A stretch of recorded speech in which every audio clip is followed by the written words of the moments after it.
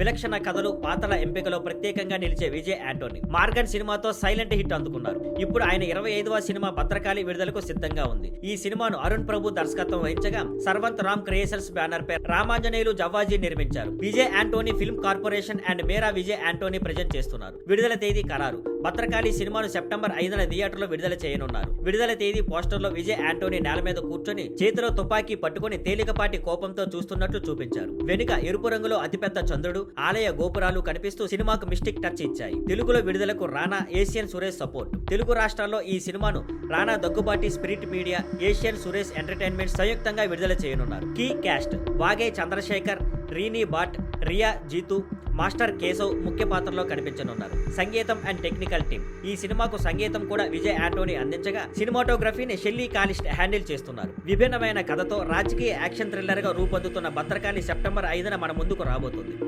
Thank you for watching. Please like, share and subscribe.